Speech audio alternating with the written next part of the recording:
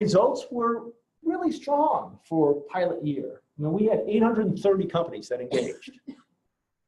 830 separate companies actually accessed the resources to try to figure out how their company could move towards an inclusive economy. We had 684 different goals that were set and almost 300 that were met. The good news is about that 300 is it gives us data, right? It gives us data that tells us specifically where people chose to make a change. And we can draw really fun, interesting conclusions from those 830 companies. That 39 focused on the diversity of their workforce, and 31 worked on supply chain, and 19 were focused on part-time and hourly workers, and 21 we're talking about caregiver and flexibility options within the workplace. I think more importantly is it essentially reinforced for the community that this isn't just a challenge. It needs to be embedded long-term in the way that you operate. 66% of the companies said that they view DE&I as a greater priority. 79% said they're going to continue to improve and have improved their DE&I practices. And perhaps most importantly, 94% want to continue the work. Based upon the success, we just now announced about an hour ago, year 2 of the Inclusive Economy Challenge. And really importantly, the Inclusive Economy Challenge was broadened this year to include climate, with the recognition that social justice is deeply interconnected with climate change, and we should lean into that collectively. And so we have added climate metric sets into our Inclusive Economy Challenge. Let's talk about some challenges. So I'd say collectively, we have probably across all of our different markets, an 18 million, maybe close to a $20 million budget across all of the different B labs in each of the different regions. Somewhere around there, obviously know my number as well. I'm familiar with the others. If I add them all up, let's call it around 18 to 20. We have in every market between a 20 to 40% gap between earned income and budget. That requires fundraising. Now, we're a relatively unique nonprofit. We're not saving the tigers. We're not feeding the homeless.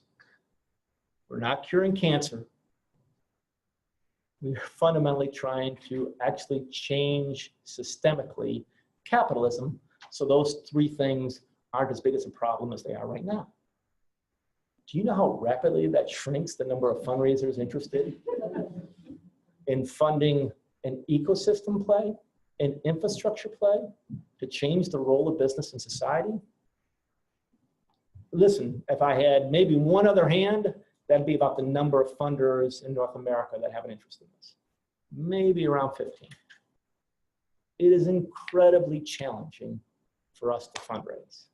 And I would tell you, B Lab Global in North America has a leg up on all of our partners because we have other things that we can interest funders in, like our standards. If you think about how we organize with our global partners essentially are our ecosystem builders on the ground who are leveraging the tech platform that we build. But that means they have less assets to use to try to fundraise. And so this is a universal problem for all of our B Labs.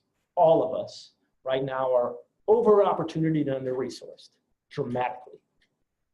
If you gave me $10 million more a year, I could spend it smartly. Without a question, the number of things that we turn down is embarrassing. And so I would tell you the single biggest limiting factor to the acceleration of this movement is fundraising.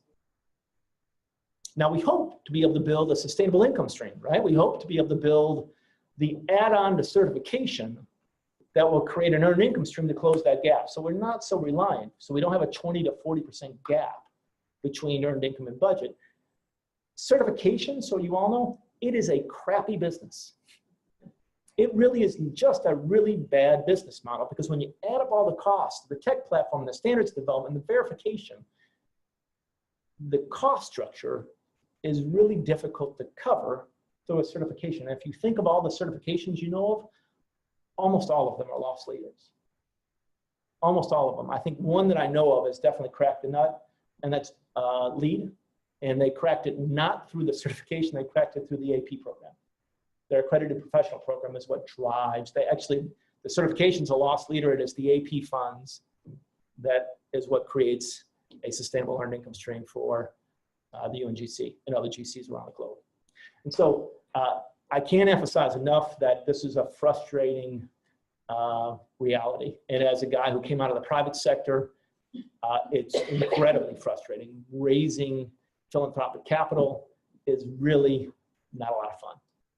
And we need to figure out that sustainable earned income stream where we can reduce our reliance on this, and whereas we scale, our earned income scales, and therefore we can accelerate the movement with the opportunities we see in front of us. What's the point of break even in terms of the number of certified companies? You don't break even on certifications. It is a loss leader unless we change the pricing model dramatically. It is a loss leader. And so you're going to need to figure out, and the truth is the most obvious opportunity for earned income is the data, right? The truth is B-Lab has the single largest data set of impact metrics in the world. Full stop.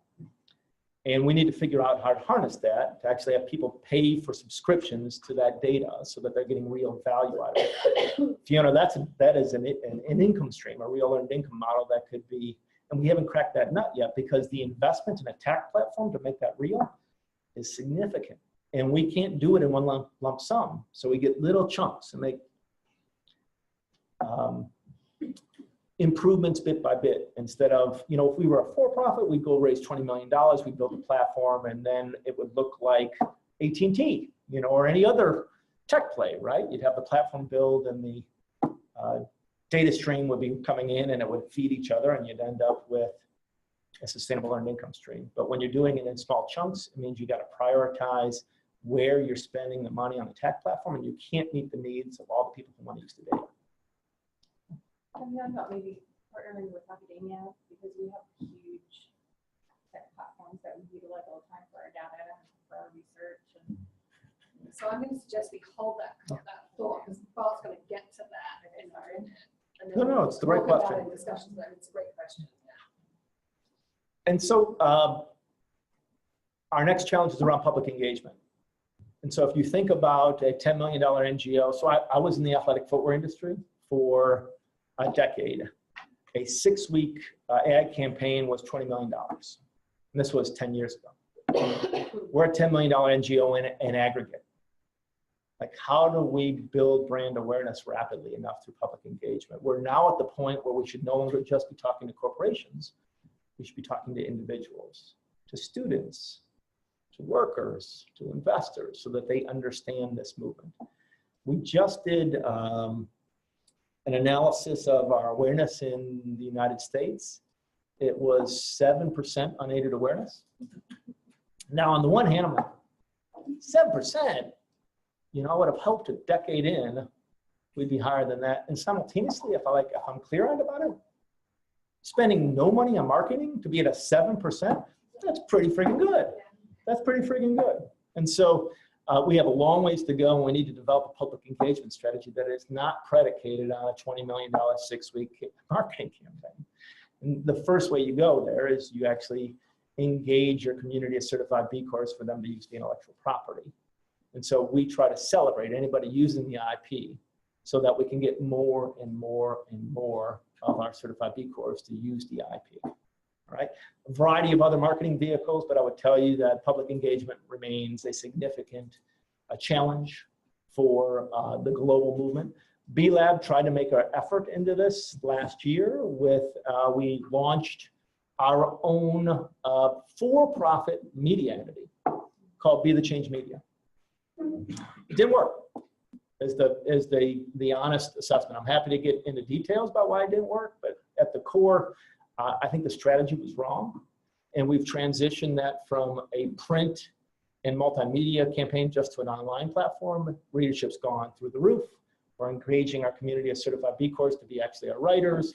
Costs have dropped. We now have a public engagement strategy 2.0. That's an improvement. I would tell you, if we didn't have any intermediary impediments, this movement would be scaling much more rapidly. What do I mean by intermediaries? I mean attorneys and investors. Okay?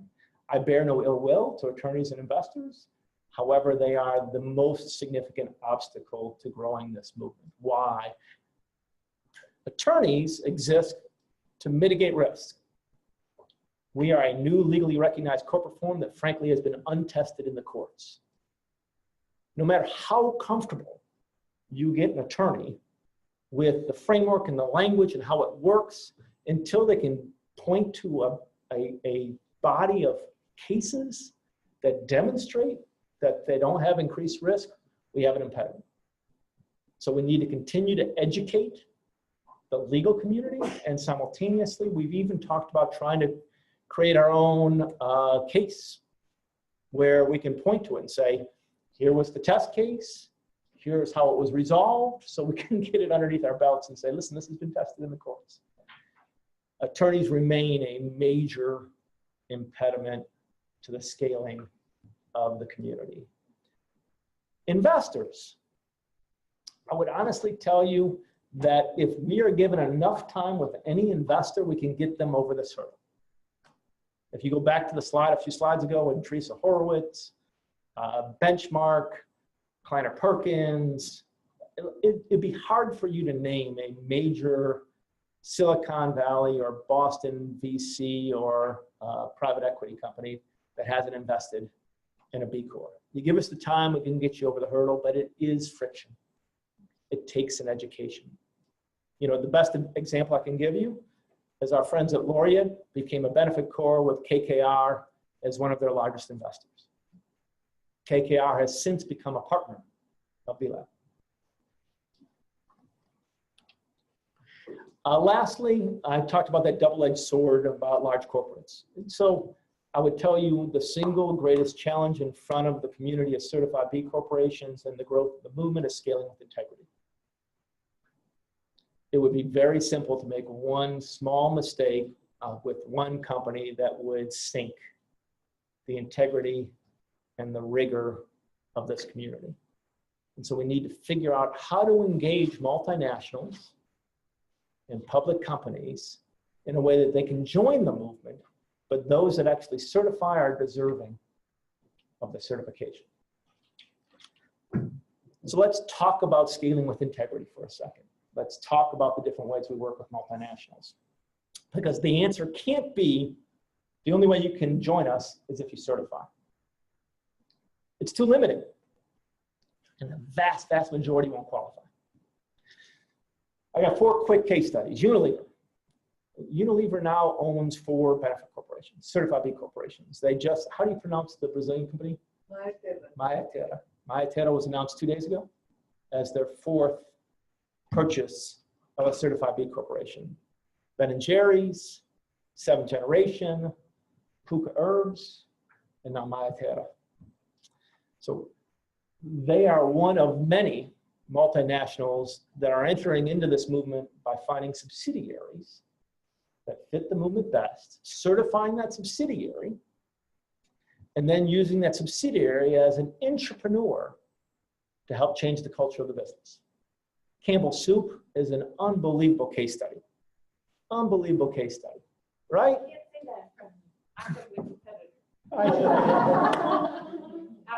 that. You're on the slide too. We'll get to you, I promise. Okay. Second, supply chain, right? There should be an opportunity for multinationals to strengthen their relationships with their suppliers by using our tools. Best example I have is Bancolombia down in Medellin.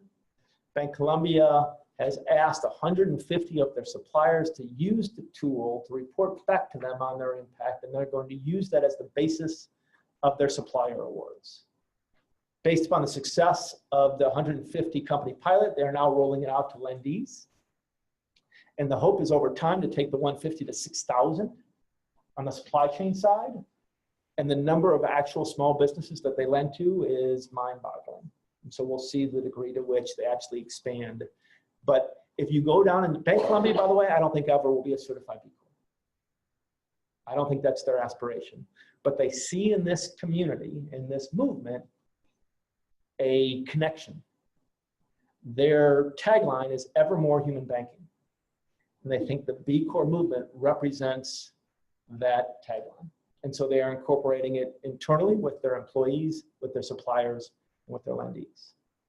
Third example, Prudential. Prudential, I think still, they might have been eclipsed by some of the new large impact investing funds. Certainly for the first decade, Prudential was the single largest impact investor on the globe. They had over $1 billion in their social impact portfolio.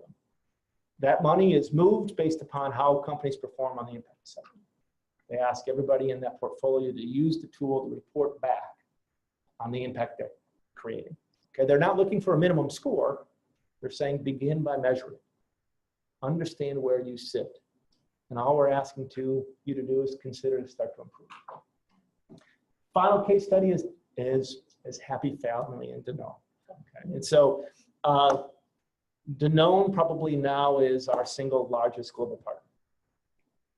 There is a beautiful talk that was given by Emmanuel Faber, who is the CEO of Danone, at the Consumer Something and Something Forum. Look it up. It's a 22-minute speech that brought me to tears. Emmanuel, based upon the leadership of one of their subsidiaries, has bought in entirely on the community of certified B corporations. The leaders were Happy Family. And so Happy Family certified as a B Corp. They are a subsidiary of Danone. And since Happy Family certification, we now, I think, have 5 Danone subsidiaries that have certified across the globe. They have put, I believe, now 40 of their subsidiaries through the impact assessment. The idea is they're starting to socialize the impact assessment across their subs. They have 170 subsidiaries. They have recently acquired WhiteWave. Danone US bought WhiteWave and created Danone Wave. When they created that new organization, they made it a public benefit corporation. They actually incorporated it in Delaware as a public benefit corporation. And Danone Wave has recently said publicly that by 2020, they will certify as a B Corp. And then finally, Emmanuel has told his entire shareholder base at this April's shareholder meeting that Danone Global will certify as a B Corporation. It will take time. 170 subsidiaries, Fortune 50 company, but they are all in trying to align Danone with the values of this movement. And if you talk to Emmanuel and you ask him, like, how did this go so rapidly from Happy Family to a meeting of your shareholders where you're going to announce that you're going to certify the entire company? He said it's about internal pressure and enthusiasm. That once companies internally, subsidiaries, started to understand what the movement was about, it was wildfire. It ran through the organization where each of the different subs started to ask to be part of this movement. I mentioned Paul's statement at CGI that we're not ready for them, and we are closing in on it, but we're still not. And so we recognize that, frankly, our standards really aren't built for Unilever. We were stretched to certify Laureate. And so how do we create standards that best reflect a multinational? We recognized we needed some work to do. So for the last 18 months, we have something called the Multinational Public Market Advisory Council, okay, the MPMAC. We brought together a variety of leaders, think academics, think thought leaders, think verifying organizations, Big Four, and obviously some large corporates who came together to spend 18 months to figure out how the standards needed to evolve to appropriately evaluate the impact of multinationals. We've just finished that work. We're writing up the paper that will tell you exactly what the outcomes were. We had 2 different working groups, one focused on the legal, the other focused on the performance standards. They'll be harmonized and published probably in the next month, maybe 2 months. after which we'll go out to market with alpha, private beta, and public beta to get feedback on the new standards, with the idea of launching them with version 6 of the assessment in January 2019. At the end of the day, though, all that work will be for naught if we cannot add to this list. We have to get institutional investors engaged where they no longer view a benefit core structure as an impediment to investment. That list is going to have to come all the way down the page so that an organization like a Danone can make this change and know that they're not going to have Oppenheimer drop the stock. What's next? So first we need to strengthen how we work with our community of certified B corporations. I think we're now at a point where the community is large enough to build a vibrant marketplace. The first and most frequent ask from the community of certified B corps is, let me work with other B corps. Give me a vehicle that allows me to interrelate with the other B corps. We call that the B marketplace. That's not going to be an inexpensive build, but it's a necessary tech build. We need to create an online platform that allows B corps to work with one another. And if you can build it effectively, you can imagine opening it up to multinationals and others who want to patronize B corporations. Secondly, we need to be able to scale this movement without a perpetual increase in human capital. We need to emulate what UNGC did with accredited professionals. There needs to be an army of trained accredited professionals across the globe that help companies to certify. So it does not need B-Lab employees and staff member to drive the movement. Imagine one of the requirements, continuing education requirements for the AP program includes also verifying 5 to 10 certified B corporations. You could reduce also the expense of verification through an army of accredited professionals. Probably a build again of $2 to $3 million that will take probably a year and a half to 2 to get onto market. We need to come back with that Be the Change 2.0. That is the public engagement strategy that we need to, frankly, make more robust. We can no longer be in a position where we're not directly talking to individuals about the power of this movement. We have graduated. It is time to have those conversations.